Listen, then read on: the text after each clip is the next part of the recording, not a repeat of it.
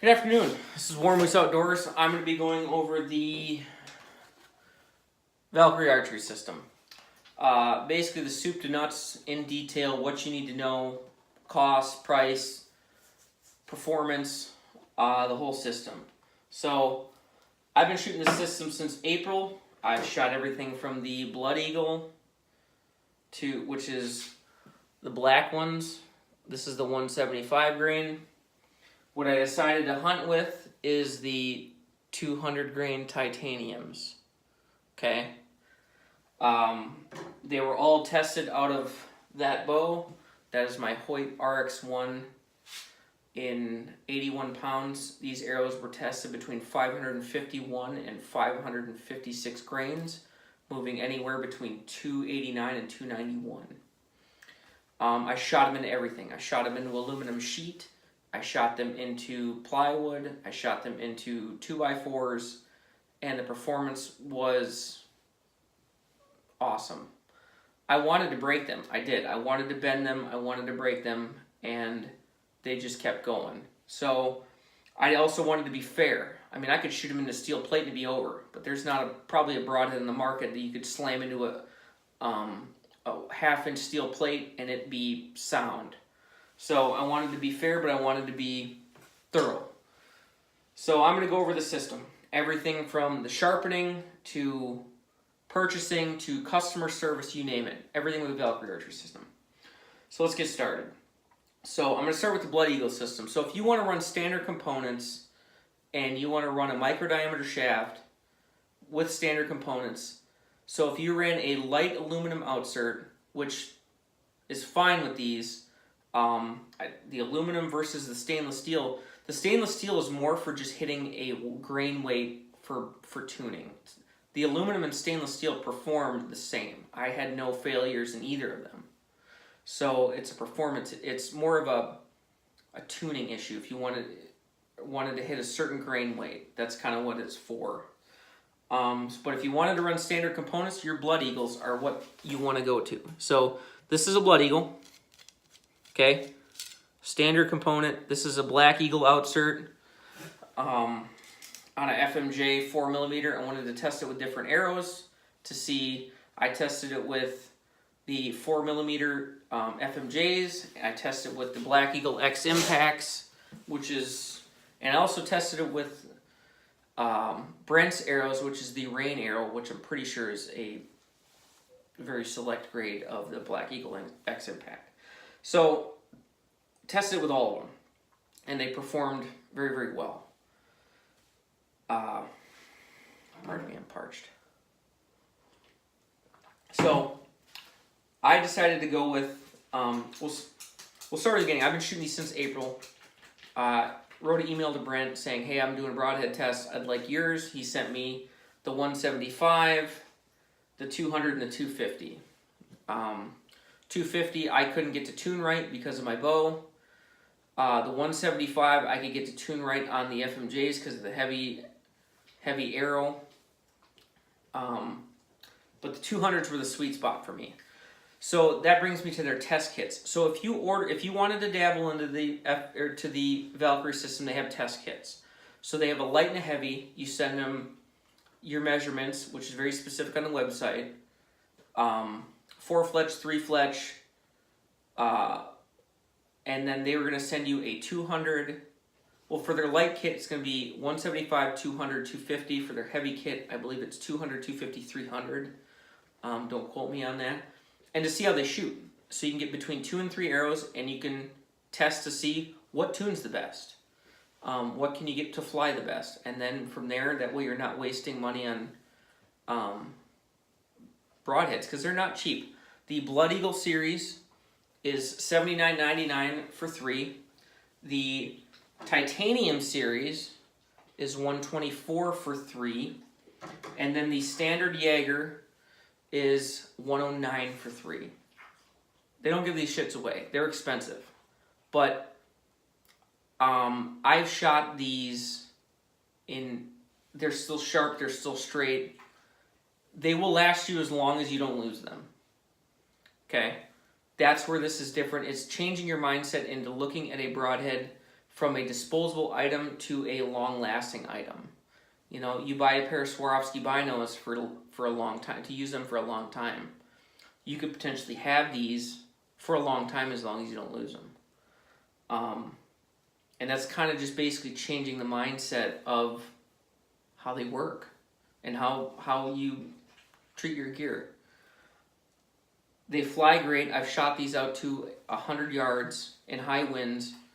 And in the high wind, which could have been me, I had a 6-inch right deviation with the wind at 100 yards. Aimed, I mean, it was horizontal distance was perfect. I was just 6 inches to the right. Wind was gusting between 15 and 20 to the right at 100 yards. So they fly great. Out of a Hooter shooter, I got a 3-inch group at 80, and I've shot less than that. I think my best group of these are 3 arrows touching at 80, and that's with and without broadheads. That's how they work. It's just they're really impressive. So I'm going to explain kind of the science behind it, the proprietariness, I've explained the test kits. So this is their field points. So this is what they look like. These are also tough as shit. These are also the same stainless steel that the outserts are made out of. So unscrew it. So this is the pin system. This is the patented design that Brent has come up with. And I'm going to show you why.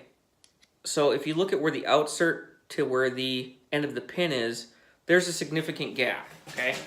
Also, if you look at, this is where your threading is.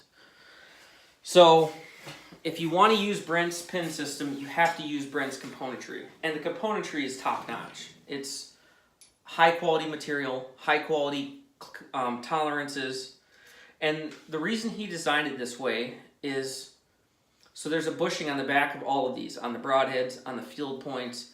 And so when you hit something in an oblique, basically what it does is this bushing absorbs some of the energy so you don't snap off at the end of the outsert, which is a weak point. Because I've shot multiple outsert designs on 45-degree hard impacts, and almost all of them will snap at that weak point behind the outsert right here. It's just a failure point. And so by sending it past the outsert, you really stiffen up that front of the arrow astronomically on an oblique impact. And so I really like it for that. It performs very well. So I'm going to go over, so this is his arrow. I decided to hunt with it. I purchased these. These are not, minus the arrows the test arrows he sent me. The ones that I'm hunting with, I've paid for. So it's enough of a difference for me to spend the money and to hunt with them. I have a Idaho hunt, and this is what's going on my bow. So here's a quick spin test for you, kind of see how they perform. Okay. Where are we here?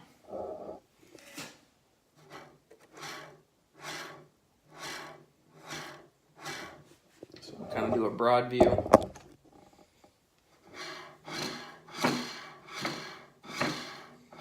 I mean,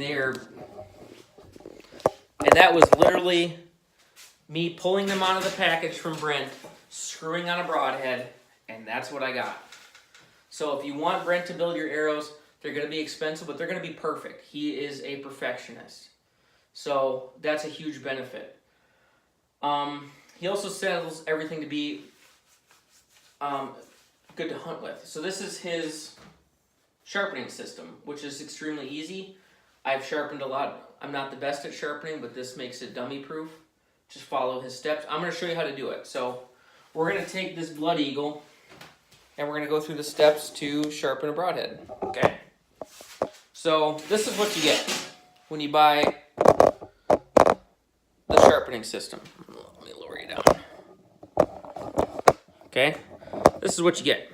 So you have your sanding wheel and your paper wheel. Wax goes with the sanding wheel. The white rouge, the polish, goes with the paper wheel. Okay? So what you do is you have the wheel spinning away from you. You're going to want to do is crack that blade loose. So, okay, turn the machine on. Okay, take your wax, clean that up, put some wax on it. So, take a straight edge. I don't really have a good one, so kind of clean off some of that wax. All right, take your head, make sure it's broken loose. 3 sides, so you just do 1, 2, 3, and then you just kind of look at it. You see any nicks and burrs, you can continue that process. Whatever you do to one side, you do to all sides, okay? So now, come over, take your rouge, darken up your wheel, same thing. What you want to do is you want to concentrate on this incline rate, or this groove or the bevel. Not really a bevel. You want to concentrate on the valley. That's what it is, the valley. So, same thing. So what I want you to do is, see how it's kind of dull? Let me see if I can get it to focus. See how it's kind of really dull if you focus up here? It's not super shiny. After this, it will be. So you just take this.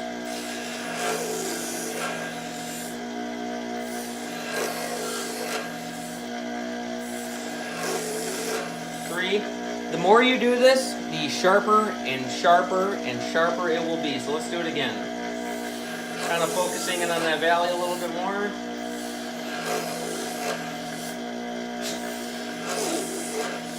Let's do it one more time.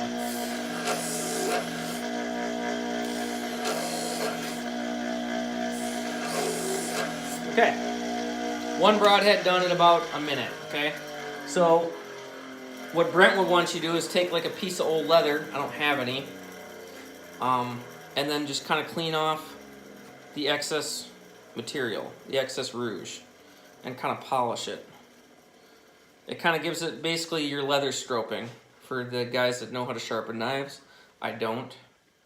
So just clean that off. And then now you see, and let's see how now it's that beautiful chrome look to it, okay? So you have, let me zoom right in. And it is razor, there's some of my hair. It is razor sharp, okay?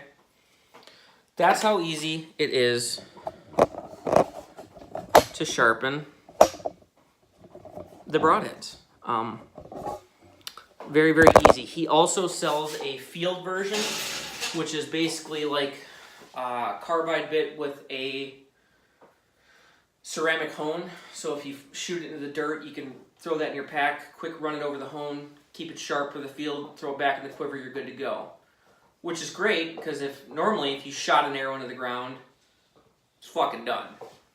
So, one last piece. So, the last portion, before you throw it in the quiver, this is jag wax. So what it is, it basically protects the blade from rust, debris, water, and this is what it looks like. So it kind of looks like, I don't know if you can see that, basically looks like a petroleum jelly, but it's safe to consume, it's safe to eat off of.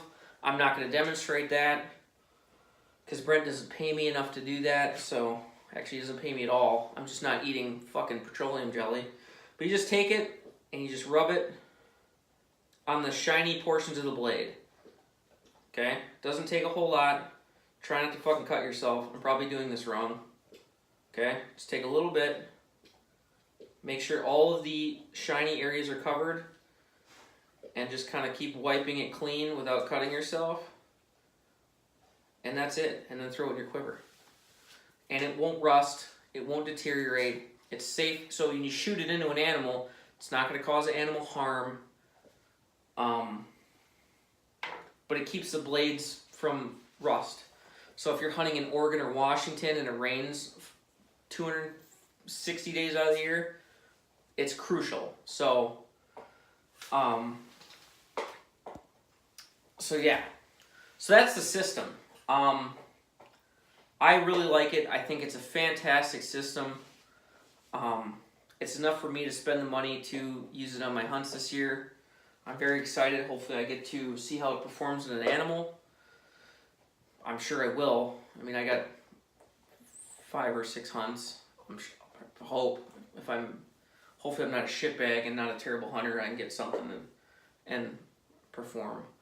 But I feel like this product hasn't been explained as well as it should as far as a YouTube video from soup to nuts, and I feel like I needed to do it. So that's why I did this. I'm open to criticism, good, bad, or indifferent. I'll take anything. If it's about my swearing and grammar, I got nothing for you.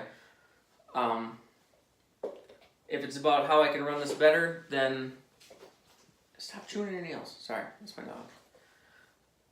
Then yeah, I'm open to criticism. I hope you guys enjoyed this this YouTube video. I hope it was informative. Hope you guys have a great day. Good luck this season, and Godspeed.